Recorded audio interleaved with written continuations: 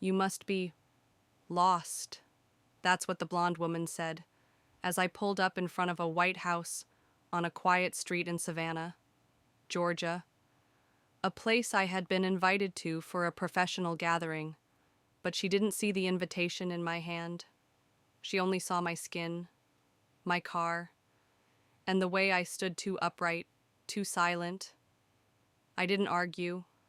I didn't walk in. I simply turned around and took out my phone, opened my investment folder, because what she didn't know was that the street she stood on was being sold off, one lot at a time. And me, I bought 3 of them in a row, including hers. Part 1, you don't look like you live here. My name is Naomi Carter. I'm 34 years old, a licensed architect, a daughter of Savannah, Georgia. And I still remember the exact moment they looked at me and decided I didn't belong. It was a warm Saturday morning, the kind where the sun filters through Spanish moss and everything smells like magnolia and fresh-cut grass. I had been invited formally to a networking brunch hosted by Magnolia Property Group, one of the most exclusive real estate circles in our city. I wore my best blazer, pressed slacks, leather flats, my curls pinned neatly back. I even brought a portfolio case, just in case someone wanted to talk design. When I pulled up to Whitethorn Circle, I slowed the car. The homes were pristine, white siding, blue shutters, porches with rocking chairs, the kind of street that made you whisper. I parked in front of House 308. That was the address on the invite. It was the home of Nancy Whitmore, a board member. I stepped out, clutching the little white envelope that held the gold-embossed invitation. As I walked up the driveway, 3 women were standing by the hydrangeas, sipping mimosas, laughing. And one of them turned, tilted her head, and said, "Oh, you must be lost." Her voice wasn't loud, but it sliced through everything. I looked at her blonde hair, pearl necklace, tight grip on a champagne flute. I started to respond. I wanted to say, "No, I'm on the guest list." I wanted to show her the envelope. But instead, I said nothing. I turned, got back into my car, and drove around the corner. Not because I was afraid, but because in that moment, I realized something. These women didn't see me. Not really. To them, I was just a brown face in a place that didn't match their assumptions.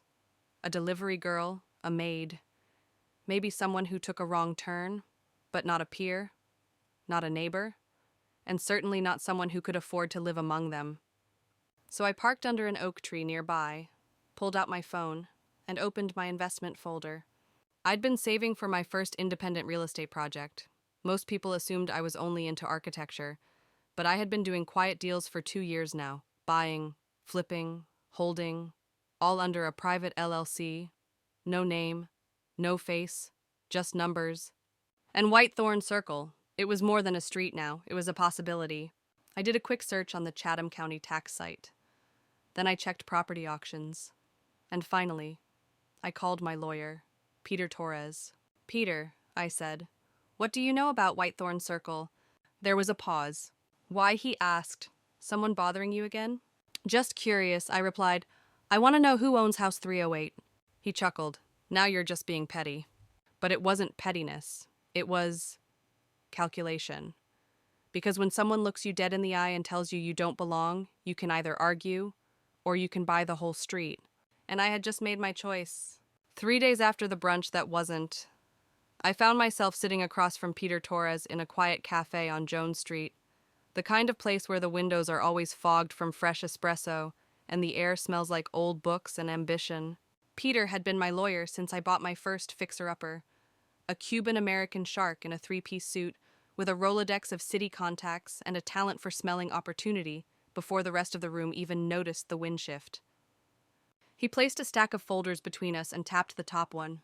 "You're not going to believe this," he said, "but half the properties on Whitethorn Circle are tied up in soft foreclosure." I raised an eyebrow. "Half?" He nodded. 7 out of 12, mostly elderly owners. Some went into nursing homes. Some passed. Their kids don't want to deal with upkeep or taxes. One of them tried to turn the place into an Airbnb but defaulted during COVID. I let the silence sit for a moment, sipped my coffee, then smiled. Let's go hunting. By the end of that week, I had compiled a full dossier: owners, lien statuses, county records, bank contacts. I didn't just want one house, I wanted a pattern, a strategy. House 308, Nancy's house, was still solvent. She had money, but her neighbor to the right, House 310, listed for sale 3 times in 2 years. The most recent owners had moved out and left it boarded. 2 doors down, House 304 had an absentee owner living in Tampa, tax delinquent by 14 months, maintenance citations from the city stacked like phone books. I called Peter again. Start with 310. I want it quietly, through the LLC. He grinned. Name your price. Within 10 days, I had an accepted offer. Below market value. I didn't haggle. I didn't need to. While the paperwork moved forward, I called my contractor, Jerome. I need a team. Quiet, fast, clean. Can you get eyes on 310? Jerome chuckled. You finally building that passive-aggressive empire of yours? Just reshaping a neighborhood, I said. We met on site that Saturday. I wore jeans and a ball cap. Nobody glanced twice. Inside, the house was dusty but solid. Crown moldings, heart pine floors, bad paint, good bones.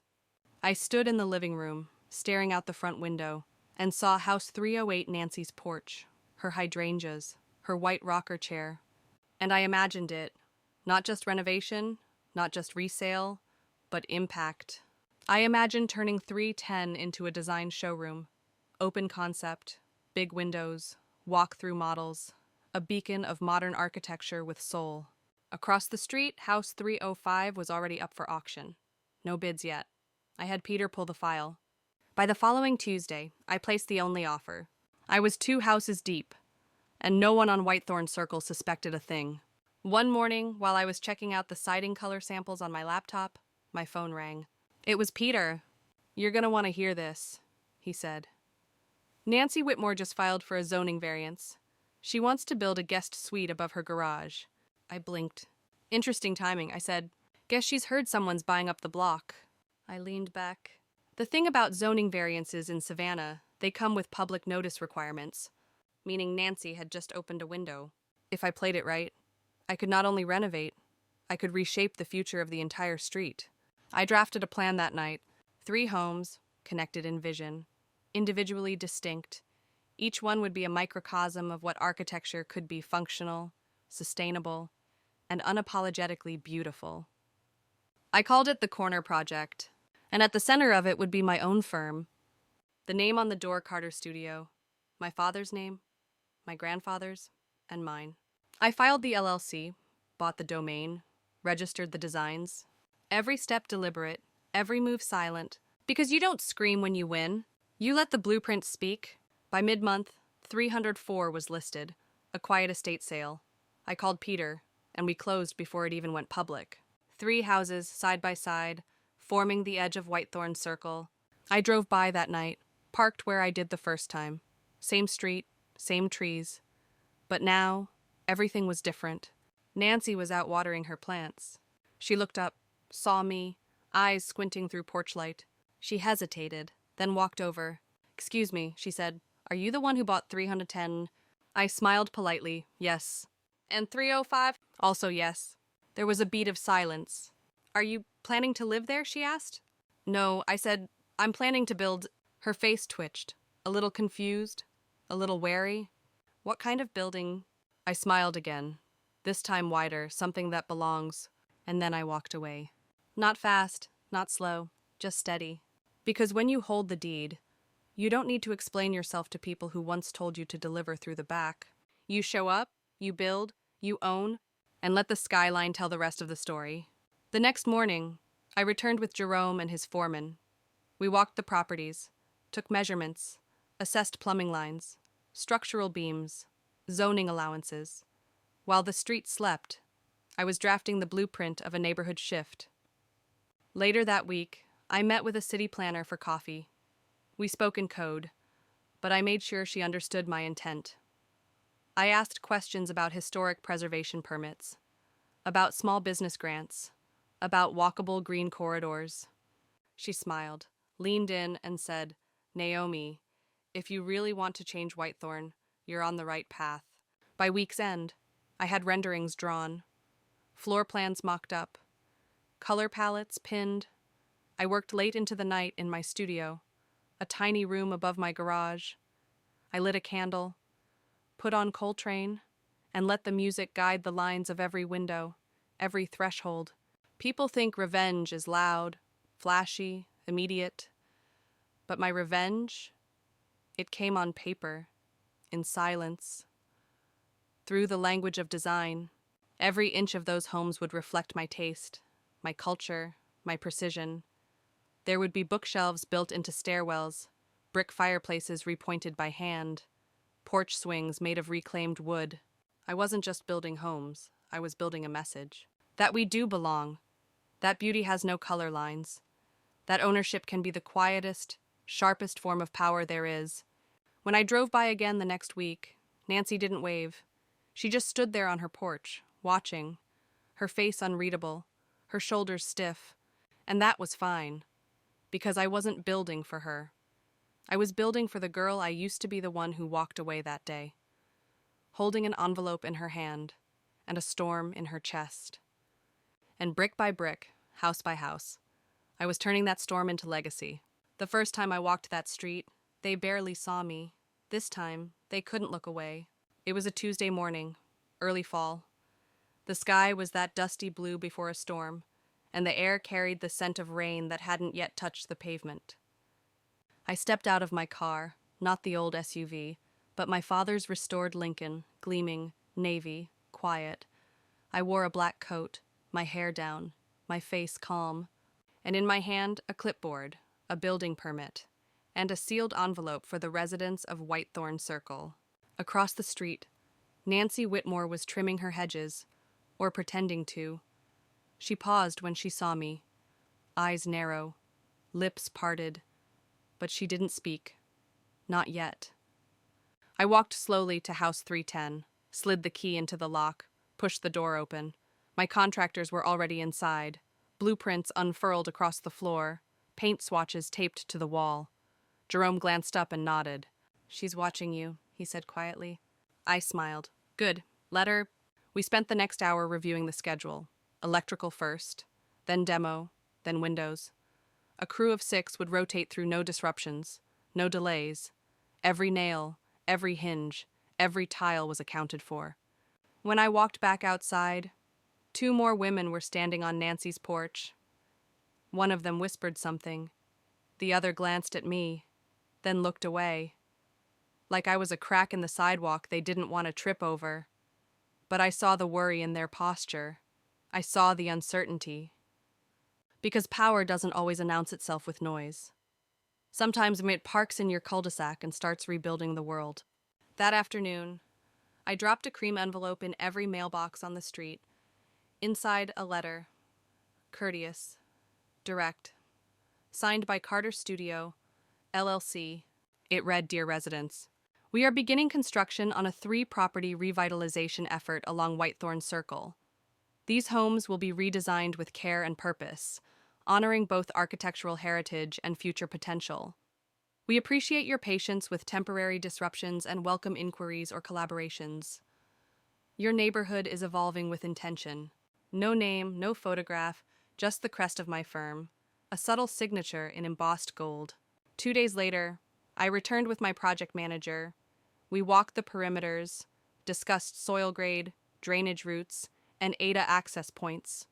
We made note of the sidewalk's incline, the proximity of mailbox clusters, the distance from tree roots to foundation walls, and every time I looked up, someone else was watching, from a window, behind a curtain, through a screen door, their faces half hidden, but their questions loud.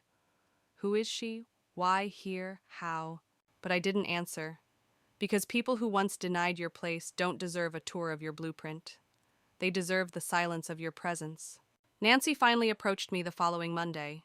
She stepped onto the sidewalk with her arms folded tight. Her tone was casual, but her voice carried that brittle note like porcelain on the edge of shattering. We've been trying to keep this street a certain way, she said, quiet, Uniform. I nodded. I've noticed. She hesitated. And now, 3 houses, all next to each other, all changing. I met her gaze. Change is how neighborhoods stay alive. She pursed her lips. We're not against new people. It's just some things don't fit the character of the street. I tilted my head, or the people. She didn't respond, so I smiled. Just enough to be polite. Just enough to say this conversation is over. Then I turned to my team and said, let's raise the frames. Within hours, beams were up. Plywood took the shape of dreams. Windows framed blue sky. The bones of a new presence stood tall. And Nancy, she went back inside.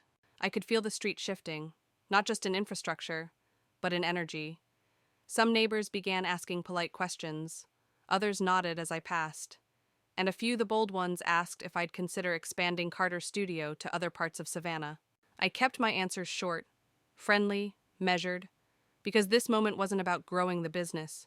It was about planting a flag, not for profit, for presence. I walked through the frames of House 305 that evening, alone. The light was golden. The air still. I touched the unfinished banister and closed my eyes. I remembered that envelope I once held in my hand. The laughter behind me. The quiet ache in my throat as I drove away. And now, I was the one holding the plans. I was the one turning silence into structure. I was the one they whispered about. But they'd never whisper again that I didn't belong, because soon, every street sign, every porch light, every sunrise on Whitethorn Circle would reflect a story I helped write. And this was just the beginning. That night, I sat at my drafting table again. No distractions, just soft jazz humming in the background and the steady scratch of pencil on paper. I was sketching the final facade for House 304.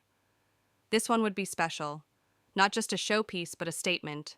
Brick with iron accents, floor-to-ceiling windows that caught the morning sun, a wraparound porch like the ones I remembered from my grandmother's house. I wanted the design to feel both old and new, familiar and fresh. I wanted someone to walk by and feel like it had always been there and yet impossible to ignore. As I shaded the trim, my phone buzzed. A message from a friend who worked at City Records. FYI, there was a neighborhood meeting. Lot of chatter about outside developers. You've stirred the pot, Naomi. I chuckled, not out of surprise, but satisfaction, because every ripple means the water's moving. The next morning, a reporter from the local paper called. She asked if I'd comment on the Carter Studio redevelopment initiative. I told her I preferred to let the work speak, but if she wanted a quote, here's what she could print. I believe communities are not frozen in time. They are alive, and living things grow. My goal is not to erase the past, but to honor it while making room for what's next. She paused, then said, "That's going to ruffle some feathers." I smiled. Good. Maybe it's time they flew. On Friday, I walked the block again. The smell of sawdust mixed with the rustle of autumn leaves.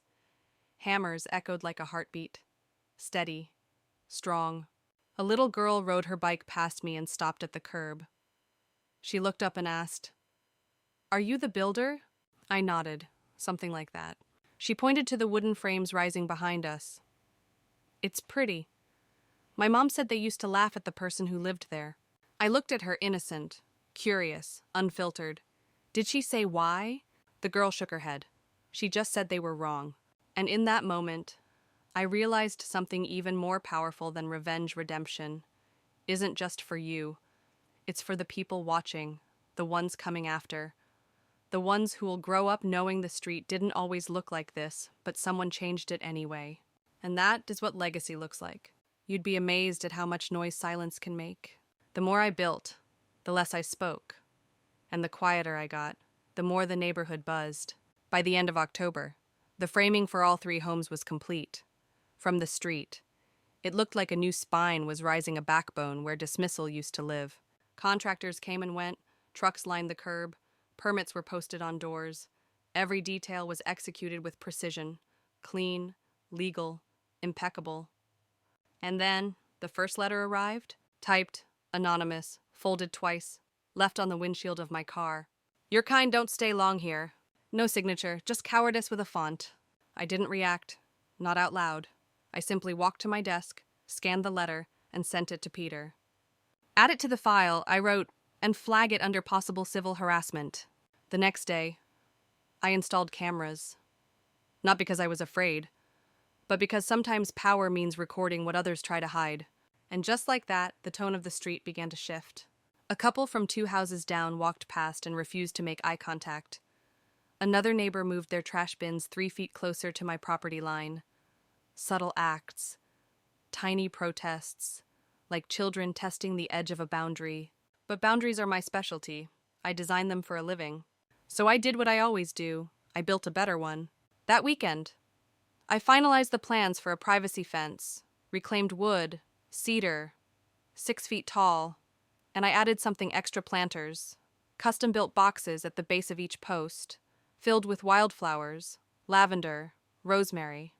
A wall that didn't say keep out, but whispered, this is mine. By Monday, the neighborhood association had questions. A formal notice arrived in my mailbox.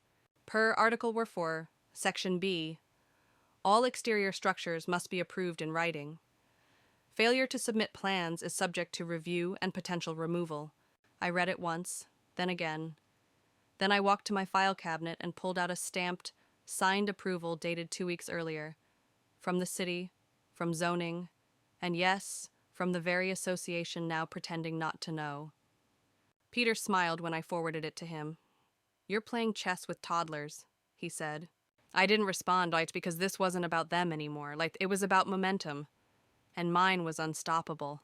On Thursday, I invited a group of local artists to view the space. I told them I wanted 3 different expressions of home, one for each house. Murals, texture, color that breathed. I wasn't just building residences, I was curating presence. That same evening, I held a meeting at Carter's studio. It was small. 15 chairs, a tray of lemon bars. I sent polite invites to every house on the street. Only 4 showed up, and yes, Nancy was one of them. She walked in last, sat in the back, arms folded tight. I began with a slide deck, photos, renderings, community plans. I spoke with clarity, not force. I said, you may not have asked for this change, but it's happening, and I'd like to do it with transparency, not hostility. These homes are meant to reflect not just me, but a city that belongs to more than one kind of face. Silence. Then a hand went up. It was an older man from House 301. He cleared his throat and asked, and what happens when you sell, when you leave? I met his gaze. I didn't build this to flip. I built this to root. Nancy exhaled sharply. Not quite approval, but not protest either. Later, as everyone filed out, she lingered. Then, she walked up and said, almost under her breath, my father built this house, with his hands, in 1961. I nodded. And now your hands maintain it. That's legacy. She looked down, then said, you're not what I expected. I smiled. Neither are these homes. She left without another word. But she came to the next meeting, and this time she brought cookies. By the end of November, the interiors were almost complete. Hardwood floors gleamed, lighting fixtures hung like poetry. The scent of new beginnings lingered in the air. One morning, I arrived to find a small note taped to House 310's door. Thank you for reminding us that growth doesn't mean erasure. No name, just grace. That afternoon, Jerome pulled me aside. You know they're all talking about you, right?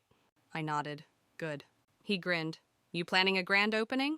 I paused. No, just an invitation-only tea. Because when you change a street, you don't throw a party. You pour a cup of peace. The day before the soft launch, I returned to House 305 with a vase of white tulips. I placed them on the new quartz counter, right beneath the window that faced east, the direction my mother always said brought clarity. I could still hear her voice, even now never shout your presence. Let your work introduce you. So I did. Everything about these homes, every floorboard, every tile, every painted trim was a sentence in a language only legacy could write. I sat in the middle of the great room, letting the silence settle around me. Then I opened a small wooden box and pulled out a letter, my father's handwriting. He'd written it years ago, when I first told him I wanted to start my own firm. You don't need to belong to their table. It said, build your own, one they'll ask to sit at. I read it twice, then folded it, placed it beneath the vase, and smiled. At sunset, I walked through each home, turned on the lights, checked every last detail, and then I stepped outside onto the sidewalk where it all began. The street was quiet now. No more stares, no more whispers, just the wind in the trees and the weight of change settling into the soil. Nancy was sitting on her porch. This time she waved, and I waved back. Because some victories aren't loud, some don't need headlines or parades. Some are simply a house, a fence, a note on a door, and a woman who refused to disappear. When I went to sleep that night, I didn't dream of revenge. I dreamed of color palettes, of floor plans, of little girls biking past homes that told them you belong. Because the greatest rebuild wasn't the street. It was the belief that I was allowed to take up space. And now, no one, not even history, could take that from me. The morning of the unveiling, I arrived before anyone else. The air was still. Sky brushed in pale lavender and muted gold, the kind of silence that makes you feel like the earth is holding its breath. I stood at the head of Whitethorn Circle, 3 homes behind me, not projects, not flips, but stories, rooted, named, claimed. Each one now had its own personality. One with copper accents and a greenhouse window, another with soft brick and hand-carved shutters, and the final a bold design with steel beams and floor-to-ceiling glass, glowing like purpose. A small easel sat at the edge of the sidewalk, a bronze plaque engraved with one sentence designed for presence, built for belonging. People began to arrive in clusters. Local artists, journalists, neighbors, some curious, some cautious, a few with clipboards and name tags. Nancy came too. She wore a soft blue sweater and brought a tray of lemon bars. And for the first time, she didn't fold her arms. I kept my welcome short. This isn't a speech, I said. It's an invitation.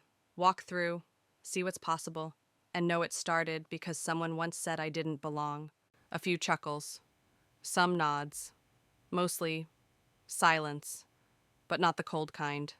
The kind where understanding blooms quietly in the chest. I watched people enter the homes, touch the walls, look at the custom tile, the art installations, the shelves built into corners no one usually notices. One woman stood in the hallway of House 310 for nearly 15 minutes. She later told me her father was a bricklayer who used to say, "If you build it with intention, it holds even in a storm." And then she added, "I think you built this to last through more than weather." I didn't say anything back. I just placed my hand on the doorframe. Solid oak, locally milled. Like truth, it needed no decoration. Later that day, a girl no older than 8 walked up to me and asked, "Is this your house?" I crouched down, looked her in the eye. "They're all mine," I said, "and one day, you can build one too." Her eyes lit up, not with surprise, but recognition, and that more than anything was the point. By dusk, most of the crowd had thinned. Only a few remained, sipping tea in the backyard of 305. I sat alone for a moment on the edge of the porch, not tired, not triumphant, just still. Peter sat beside me without a word, handed me a folder. Inside were photos, newspaper clippings, an early draft of the first permit I submitted months ago. He looked out at the street. "You know what this is now," he said. "Not just property, not just real estate. This is precedent." And he was right, because once something is done, it can be done again, and again, and again. Until the next Naomi doesn't have to fight this hard just to stand where she belongs. The next day, I sent out thank you cards, not emails, not texts, but handwritten notes on ivory cardstock, each one addressed simply, "Thank you for witnessing. You saw what they said I couldn't be, and now you know better." A week later, a letter arrived in my office. It was from the city's Department of Urban Renewal. They wanted to feature Carter's studio in their next campaign, Women Reimagining Savannah. I smiled, closed the letter, and filed it. not because I needed recognition, but because it meant the street was no longer silent. It had spoken. The homes sold within weeks, to young families, creatives, first-time buyers, and each time a new owner signed, I gave them a small stone engraved with a word claimed. Because claiming space quietly, intentionally is the greatest form of restoration I know. Months passed, the season changed, and I kept building, not on Whitethorn, but everywhere they said we couldn't be. Because legacy isn't loud, it's the echo of a door that now opens where it used to stay closed, and the quiet click of heels, walking through it. The next time I visited Whitethorn Circle, it was spring. Azaleas were blooming. Kids played on the sidewalk. Someone was painting shutters 2 houses down from 305. And it hit me. This street wasn't quiet anymore. It was alive. Nancy called out to me from her porch. She waved, then pointed to the rosemary I'd planted at the fence line.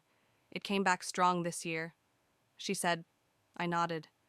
That's the thing about roots. Once they take, they don't let go. She smiled, and it wasn't forced this time. Inside my studio later that week, I began drafting again. A new block, new possibilities, but the same foundation, build with dignity, design with truth, own without apology. I got a call from a young woman in Atlanta who said she heard about my story. She'd driven down just to walk the street. I stood there, she told me, right in front of that plaque, and I cried. Because I didn't know we were allowed to do that. I told her the truth.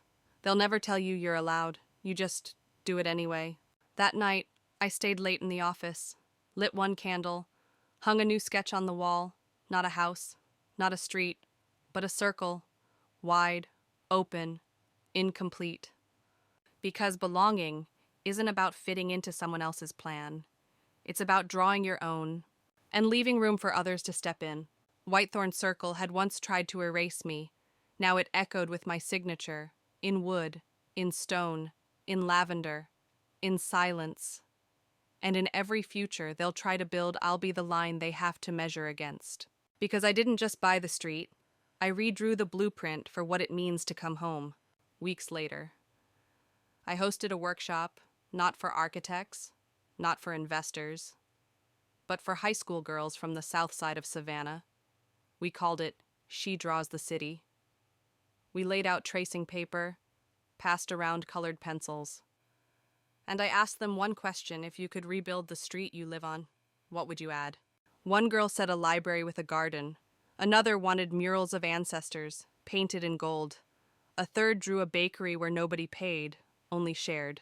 I walked from table to table, heart full, because I wasn't the only one reclaiming space.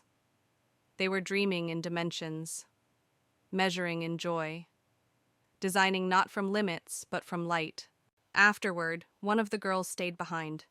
She looked at me and said, quietly, "They always tell us what we can't do, but you didn't wait for permission." I shook my head. You never have to. We hugged, and in that moment, I knew this wasn't just about buildings. It was about breath, about taking up space without apology, about letting others exhale in the rooms we've made possible. So yes, I bought the street. But more than that, I cleared the path for every woman who'll walk it next.